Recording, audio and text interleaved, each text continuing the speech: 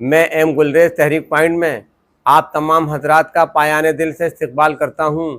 ناظرین، گزشتہ دنوں علی گڑھ میں اقلیتی کونسل آف انڈیا اور تاج ہاسپٹل فیض عام ٹرسٹ کے اشتراک سے دور حاضر میں اقلیتوں کے مسائل اور وقف ترمیمی بل کے عنوان سے ایک تاریخی سیمینار کا انعقاد عمل میں آیا۔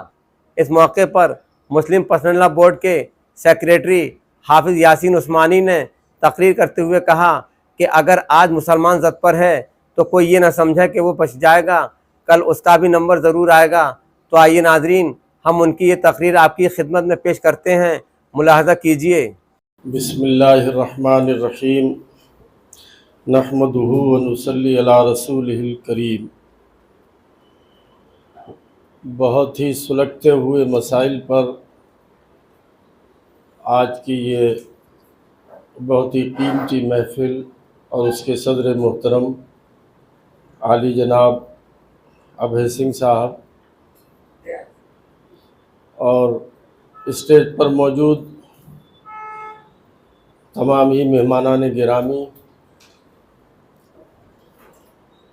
اور جن کے حکم پر میں حاضر ہوا، میرے برادر محترم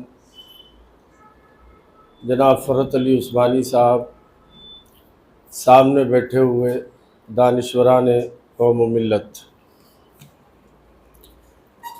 مجھ سے پہلے آپ نے تقریباً جو موضوع سجایا گیا ہے اس عنوان کے تحت بہت ہی قیمتی خیالات ان تمام دانشوروں کی سماعت فرمائے ہوں گے۔ ابھی میں نے حضرت مفتی صاحب کی تقریر سنی، بہت ہی حوصلہ مند اور ہمت افزا اور درد سے بھری ہوئی تقریر تھی۔ اس 10-15 سال میں ملک جن ہاتھوں میں چلا گیا ہے اور ملک کو جس سمت میں لے جانے کی کوشش ہو رہی ہے، اس سے صرف مسلمان نہیں بلکہ ہندوستان کا ہر وہ شہری جو اس ملک سے محبت کرتا ہے، انصاف پسند ہے، دستور میں یقین رکھتا ہے، جمہوری قدروں کا لحاظ کرتا ہے، گنگا جمنی تہذیب کا اس ملک میں قیام چاہتا ہے اور آئین اور قانون کی بالادستی چاہتا ہے، وہ ہر شخص اپنی جگہ پر بے چین اور پریشان ہے۔ ہم نے تو شاید اپنی زندگی میں مائنارٹیز اور کمزوروں سے محبت کرنے والی ایسی سرکار ہی نہیں دیکھی جو اس وقت موجودہ سرکار ہے۔ یہ سب سے زیادہ ہم سے محبت کرتی ہے اور اتنی محبت کرتی ہے کہ پورے اتر پردیش میں ایک ڈی ایم مسلمان نہیں ہے، ایک ایس پی مسلمان نہیں ہے، کہیں کوتوال داروغہ مسلمان نہیں ملے گا، کہیں انجینئر چیف انجینئر مسلمان نہیں ملے گا، آپ کو خود حکومت میں کیبنٹ سے لے کر کسی استر تک کا منسٹر نہیں ملے گا، لیکن ہماری متعلقہ عورتوں سے بڑی محبت ہے۔ 3 طلاق کا بل لایا جائے گا، حاجیوں سے بڑی محبت ہے، مدرسوں سے بڑی محبت ہے، مسجدوں سے بڑی محبت ہے، اور اب لے دے کر جو ماں باپ کا بزرگوں کا سرمایہ بچا تھا قیمتی، اب اس سے محبت کا اظہار ہے کہ اس کا پروٹیکشن ہم کریں گے، اور وہ وقف کی زمین ہے، اب وہ وقف کا پروٹیکشن کرنے جا رہے ہیں۔ بہت ہی چیلنج کے ساتھ یہ بات کہی جا سکتی ہے، اور کسی بھی ایک بات کا جواب وقف بل کے سلسلے میں پارلیمنٹ میں یہ نہیں دے سکے، اس کی ایک بھی کلاز، اس کی ایک بھی شق، اس کی ایک بھی آرٹیکل ایسی نہیں ہے کہ جو وقف کی زمینوں کو پروٹیکٹ کرتی ہو۔ وہ بتا دیں بحث میں، جو پروٹیکشن حاصل تھا وہ بھی ختم ہو گیا۔ عجیب مضحکہ خیز بل ہے، پڑھیے تو ہنسی آتی ہے کہ 5 سال تک پریکٹسنگ مسلمان ہوگا وہ وقف کر سکے گا۔ اب وہ 5 سال کے بعد 6 سال کی صبح کو کیسے مسلمان مانا جائے گا؟ اس کا معیار کیا ہوگا؟ اس کا اسٹینڈرڈ کیا ہوگا؟ कैसे समझा जाएगा कि ये मुसलमान है? 5 साल पहले था नहीं था, कैसे समझा जाएगा? अजीब अजीब किस्म की बातें हैं उसके अंदर। लेकिन कहा यह जा रहा है कि हम वक्फ की ज़मीन के तहफ़्फ़ुज़ के लिए, उसकी फलाह व बहबूदी के लिए इस बिल को लाए हैं, और इस बिल को लाकर हम मुसलमानों के साथ हमदर्दी कर रहे हैं, उनकी तरक्की का, उनकी गरीब औरतों का, कमज़ोर औरतों के लिए काम करेंगे। भाई कहाँ से आप काम करेंगे? आपने तो अभी सुबह भी नहीं होने दी। जैसा मुफ्ती साहब ने फरमाया, उत्तराखंड में 150 साल पुराना एक बुजुर्ग का मज़ार था, उसकी 23 अप्रैल डेट लगी हुई थी हाई कोर्ट में उत्तराखंड के, और रातों रात उसको शहीद करके मज़ार को और सड़क निकाल दी गई। सुबह को लोग गए तो मज़ार गायब।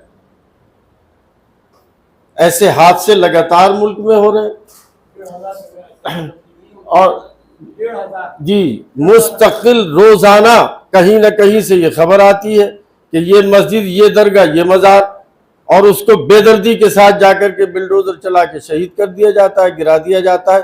आखिर मुल्क को कहाँ ले जाना चाहते हैं? पता तो चले कि आप चाहते क्या हैं। कोई रहेगा नहीं रहेगा यहाँ पर इज्जत के साथ? इस मुल्क में कॉन्स्टिट्यूशन और आइन की बालादस्ती रहेगी कि नहीं रहेगी? आखिरकार हम लोग बहुत दिन से ये देख रहे थे, कोशिश कर रहे थे कि अब इसको फिर एक गांधी की जरूरत है, एक लोहिया की जरूरत है। कोई आदमी उठे जो आवाज उठाए, सामने आए, हम पीछे चलकर नारा लगाए और इस मुल्क को इन फिरका परस्त और फस्ताई ताकतों से बचाने की कोशिश करें। लेकिन मुझे निहायत ही अफसोस के साथ ये अर्ज करना पड़ता है कि 15 साल के अंदर मुसलसल जुल्म बढ़ता चला गया और पानी सर से ऊंचा हो गया, लेकिन किसी पॉलिटिकल पार्टी ने एक रैली भी नहीं की, एक जलसा भी नहीं किया, एक धरना भी नहीं किया। हमारे दर्द को लेकर कोई परेशान नहीं हुआ। जो दर्द हमारा नहीं इस मुल्क का है, जो एहसास हमारा नहीं कॉन्स्टिट्यूशन का है, कोई अंबेडकर बन के सामने नहीं आया, कोई गांधी बनकर सामने नहीं आया। आखिरकार all India Muslim personal board ने फैसला किया कि क्या किया जाए, और वो क़यादत, वो लीडरशिप जो जाहिर है कि ज़्यादातर उसमें मजहबी लोग हैं, और उन्होंने फैसला किया कि भाई कमान तो संभालनी होगी, इस मुल्क को गलत से गलत समत में ले जाने से बचाना होगा, किसी को तो सामने आना होगा, किसी को तो कुर्बानी देनी होगी। आखिरकार रमज़ान के महीने में फैसला किया और जंतर मंतर पर हम लोगों ने धरना दिया, प्रदर्शन किया, मुजाहिरा किया। आसान बात नहीं थी। जिस तरह का खौफ व हिरास पैदा किया गया है, जिस तरह से लोगों को डरा के रखा गया है, उसमें कोई फैसला करना, जहां बड़ी बड़ी पार्टियां फैसला नहीं कर पा रही थी, all India Muslim personal board ने फैसला किया। और वहां आपने देखा होगा टीवी पर कि उसको छावनी में बदल दिया गया, लेकिन हम लोग पहुंचे और अल्हम्दुलिल्लाह हमने मजबूती के साथ धरना दिया, और उस धरने की बरकत ये हुई कि पूरे मुल्क में इस वक्त लोग खड़े हो गए और हुकूमत के खिलाफ एक आम फजा पूरे मुल्क के अंदर बनी। चारों तरफ से आवाजें आ रही हैं, लाखों और हजारों की रैली हो रही है। हम काबू और कंट्रोल किए हुए हैं, हम कम इजाजत दे रहे हैं। एक गाइडलाइन जारी की है कि अमन के साथ मुजाहिरे करना, पीसफुली मुजाहिरे करना। लोगों को तकलीफ है, गुस्सा है, अपने हुकूक के तहफ़्फ़ुज़ की लड़ाई लड़ने के लिए तैयार है। साजिशें हो रही है हमारी तहरीक को फेल करने के लिए। मुर्शिदाबाद में क्या हुआ मालूम हुआ, वहां की हुकूमत से जो हमारे लोगों की बात हुई कि पड़ोस से 150 लोग भेज करके वहां चलते हुए जुलूस के अंदर फसाद करा दिया गया, और इल्जाम जुलूस और उस तहरीक के लोगों पर लगा दिया गया। ये वो हालात है कि जो इस मुल्क को ऐसी जगह ले जाके खड़ा किए दे रहे हैं कि जहां से उसका वापस होना मुश्किल हो जाएगा। हम मुसलमान हैं, हम मोमिन हैं, हम सच्चे हिंदुस्तानी हैं। हमारा दर्द ये है कि हम कोई इसके किराएदार नहीं है, बल्कि मैं तो एक बात बढ़ के कहता हूं कि हम 2 नंबर के शहरी नहीं है, बल्कि हम उन तमाम वारिसों के साथ इस मुल्क के वारिस हैं जिनको विरासत का हक हासिल है इस मुल्क का। हमारी तकलीफ बहुत जायज है, यहां मरना है, यहां जीना है, यह हमारा वतन है। हमें अगर इसको सुधारेंगे नहीं, रास्ते पर नहीं लाएंगे, ये कमजोर तबकात का क्या होगा, इन गरीबों का क्या होगा, ये तमाम दलित बैकवर्ड जिनके हुकूक मारे जा रहे हैं। चलिए, हमें आपने नजरअंदाज किया। अभी एक लिस्ट एक पार्टी के लीडर की तरफ से जारी हुई है कि किस किस जिले में कितने ओबीसी अधिकारी हैं और कितने एससी के अधिकारी हैं। وہ ساری لسٹ سامنے آ گئی، کہیں 10 ہے، کہیں 5 ہے، کہیں 4 ہے، تو کسی ایک ہی برادری کے لوگوں کے ہاتھ میں ایڈمنسٹریشن چل رہا ہے۔ آپ دوسروں پر الزام لگایا کرتے تھے، آپ خود سارے ان الزاموں میں ملوث ہو کر کے رہ گئے۔ ان حالات میں ہم کو کرنا کیا چاہیے؟ تو ظاہر ہے کہ قربانی اور جد و جہد کا ہی ایک راستہ ہے، اگر اس ملک کو ان فسطائی طاقتوں کے ہاتھوں سے ہم کو بچانا ہے۔ اس کے علاوہ کوئی دوسرا راستہ نہیں ہے۔ اور اس راستے پر صرف یاسین عثمانی نہیں چلیں گے، فرحت عثمانی صاحب نہیں چلیں گے، جج صاحب نہیں چلیں گے، بلکہ ہم سب کو ساتھ مل کر کے چلنا پڑے گا۔ سکھوں کو بھی آنا پڑے گا، بیکورڈ کو بھی آنا پڑے گا، ایس سی کو بھی آنا پڑے گا، اور جو وہ لوگ ہیں اپر کاسٹ، اگر اس ملک کے محبت اور انصاف پسند لوگ ہیں، ان کو بھی ساتھ میں آنا پڑے گا، جبھی اس ملک کو ہم صحیح سمت میں لے جانے کی کوشش میں کامیاب ہو سکتے ہیں، ورنہ آنے والے حالات اچھے حالات نہیں ہوں گے۔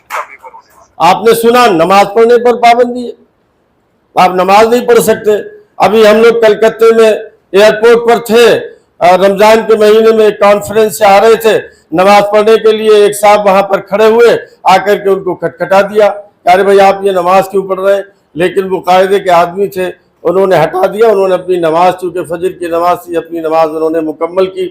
ہر جگہ پر عجیب طرح کے حالات پیدا کر دیے، لیکن میرا آبزرویشن یہ ہے کہ اب حالات تیزی سے چینج ہونے جا رہے ہیں، اور انشاءاللہ تعالی اگر ہم لوگ جمع ہو گئے، جیسے جمع ہونا شروع ہو گئے، یہی اسٹیج ہے جو آپ کو نظر آ رہا ہے۔ اگر یہ اسٹیج زمین پر عوام کے بیچ میں سج گیا تو 27 میں ان کو اتر پردیش سے اکھاڑنے سے کوئی نہیں روکے۔ لیکن یہ اسٹیج سجا رہے، یہ ایک دوسرے کے معاون رہے۔ یہ گاندھی کا دیش ہے، یہ حضرت خواجہ غریب نواز کا ملک ہے، یہ حضرت محبوب الہی کا ملک ہے، یہ گرو نانک کا ملک ہے، یہ کرشن جی کا ملک ہے، یہ رام چندر جی کا دیش ہے۔ یہاں وحدانیت کے نغمے گائے گئے۔ اس کا ضمیر اور اس کا خمیر سیکولر ہے، اس کا ضمیر اور اس کا خمیر سیکولر ہے۔ یہاں فرقہ پرستی کے بیچ بہت دن تک جو ہے وہ کامیاب نہیں ہو سکتے، پرورش نہیں پا سکتے ہیں۔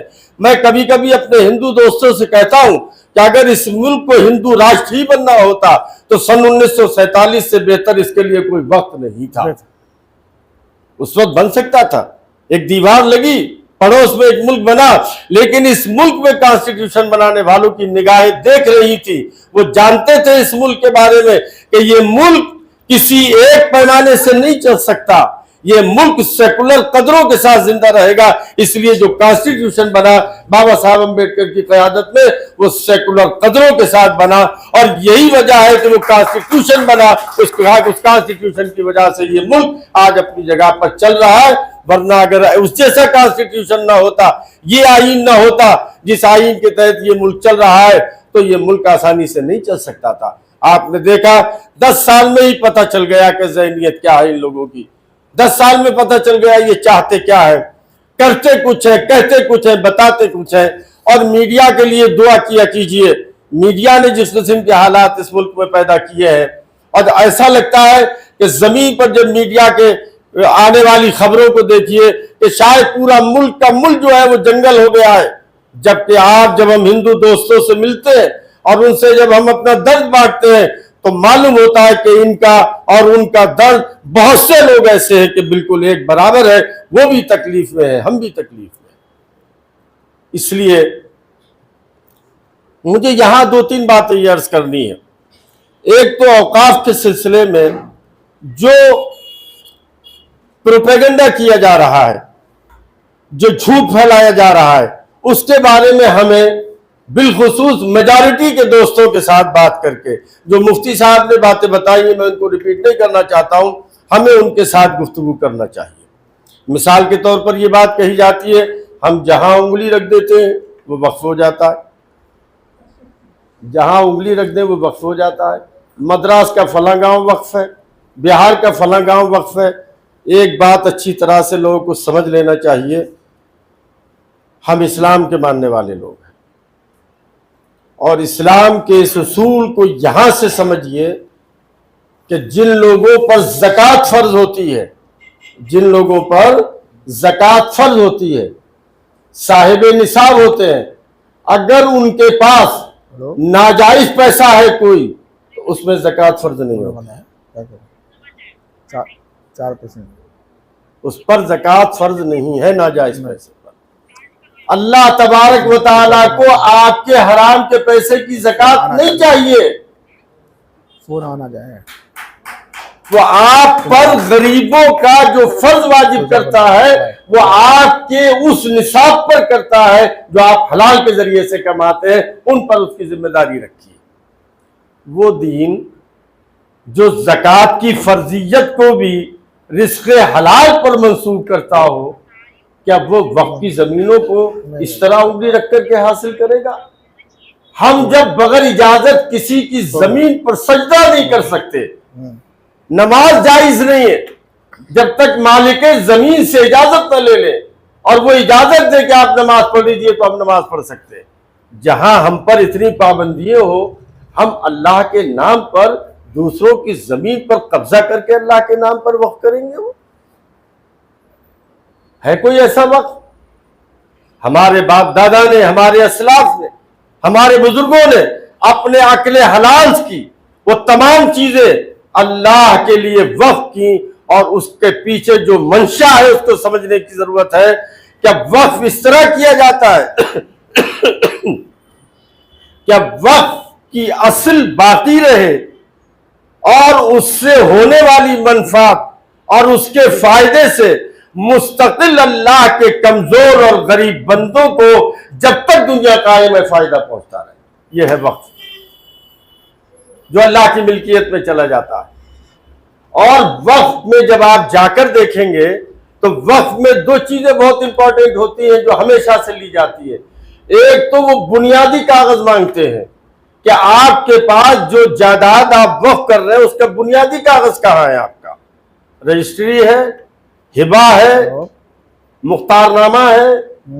اس کے بعد جو دوسری بنیادی چیز ہے وہ ہے وقف ڈیڈ، کہ واقف نے کی منشا کیا ہے اس کو وقف کرنے کی، اس نے کس نیت اور ارادے سے یہ وقف کیا ہے، اس نے کیا شرائط طے کی ہے۔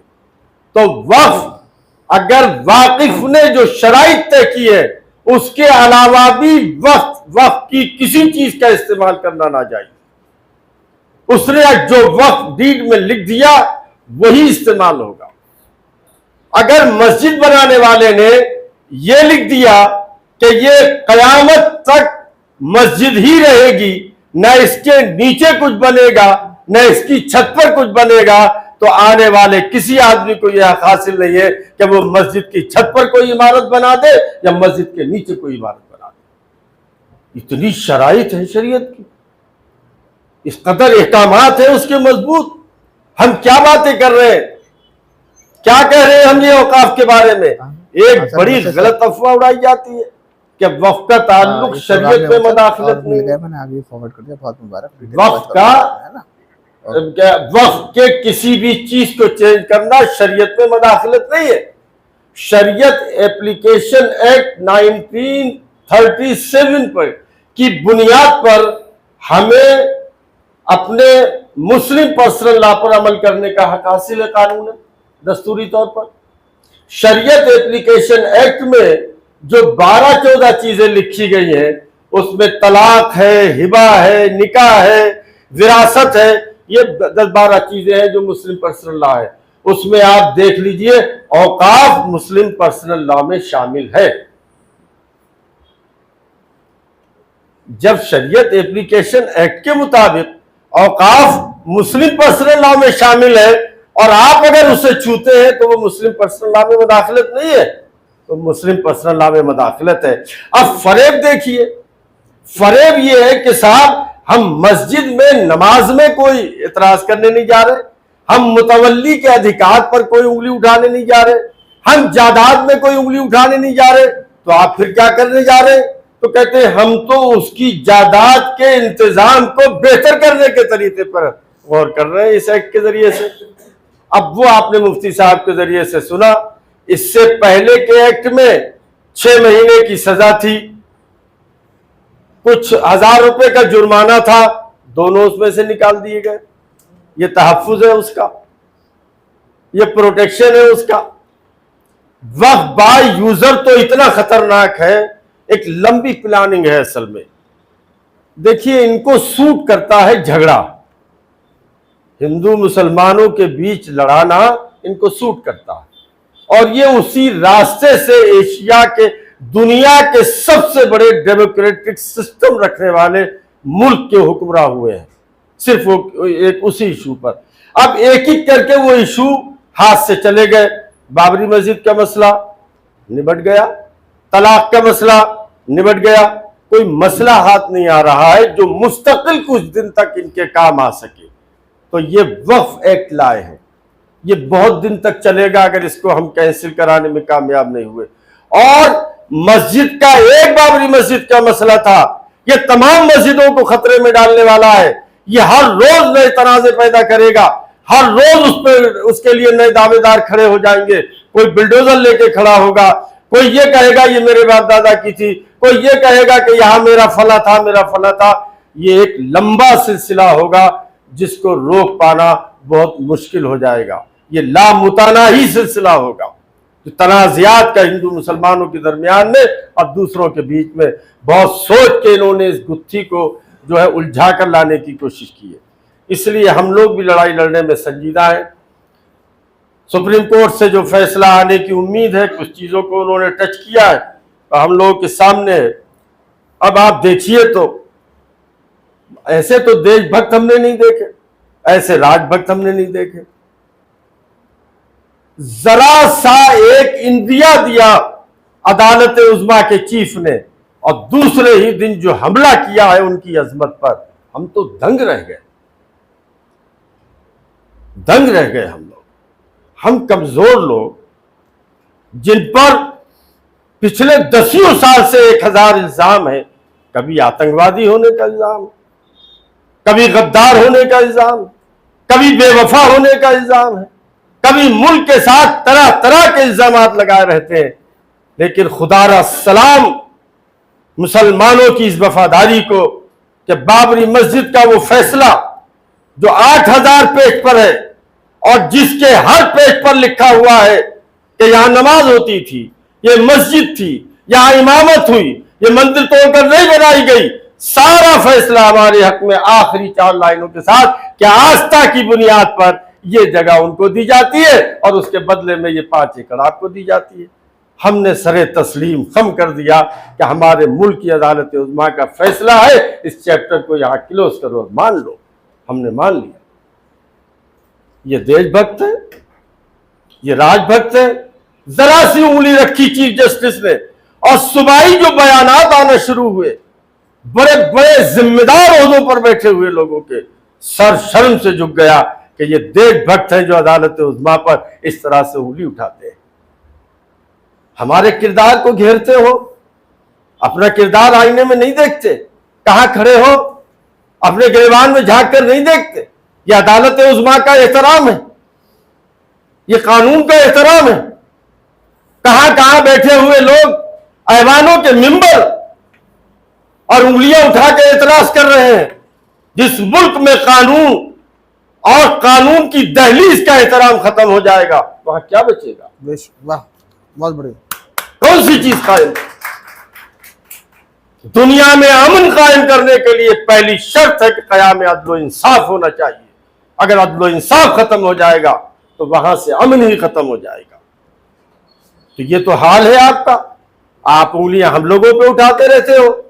تو ان حالات میں ہماری آپ کی ذمہ داری بنتی ہے کہ ہم سب مل جل کر تمام ہم لوگ ملکی پیمانے پر یہ کوشش اور جدوجہد کر رہے ہیں. ہماری دلتوں کے ساتھ, لیڈروں کے ساتھ, بیکورڈ کے ساتھ, کرسچنز کے ساتھ, بودھسٹ کے ساتھ. آپ بتائیے 2 جینی باپ بیٹے پورے ملک میں مسجدوں پر ہر روز مقدمہ کرتے رہتی ہیں, ہر مسجد کے نیچے مندر نظر آتا ہے. بمبئی میں پورے کا پورا مندر ان کا زمین دوز کر دیا. ایک لفظ نہیں سنا ہم نے. دقت رہے گی, بات کر رہا ہوں نا ابھی دیکھ. اتنا بڑا وہاں پر وہ ہوا پروٹیسٹ, کانوں پہ جوں نہیں رہی. آدھے گھنٹے میں سارے جینی سڑکوں پر تھے, ہاں ہاں کرو اب بات کرو. اس لیے حالات وہ ہیں ایک کے بعد ایک کا نمبر آنا ہے. ہر کمزور نشانے پر ہے. ہمیں سنبھلنا چاہیے, ہمیں ہوشیار ہونا چاہیے. اللہ تبارک و تعالیٰ کی طرف سے, اس دنیا کے مالک کی طرف سے ہوشیار کیا جاتا ہے اللہ کے بندوں کو کہ ناانصافی کے طوفان اٹھنے والے ہیں. قیام انصاف کی جدوجہد کے لیے اپنے آپ کو تیار کرو. غریبوں کا خون ہونے لگے گا. آپ دیکھ رہے ہیں دلتوں کے ساتھ ملک میں کیا ہو رہا ہے, او بی سیز کا حق کتنا مارا جا رہا ہے. ساری چیزیں ہم لوگوں کے سامنے ہیں. میرے خیال سے شاعروں کو بھی اللہ تعالیٰ کبھی کبھی کچھ الہامی چیز کہہ دیتا, کہلوا دیتا ہے. نواز دیوبندی کے وہ شعر پڑھیے تو یاد آتے ہیں کہ جلتے گھر کو دیکھنے والوں, جلتے گھر کو دیکھنے والوں, پھوس کا چھپر آپ کا ہے. جلتے گھر کو دیکھنے والوں, پھوس کا چھپر آپ کا ہے. آگ کے پیچھے تیز ہوا ہے, آگے مقدر آپ کا ہے. آگ کے پیچھے تیز ہوا ہے, آگے مقدر آپ کا ہے. اس کے قتل پہ میں بھی چپ تھا, میرا نمبر اب آیا. اس کے قتل پہ میں بھی چپ تھا, میرا نمبر اب آیا. میرے قتل پہ آپ بھی چپ ہیں, اگلا نمبر آپ کا ہے.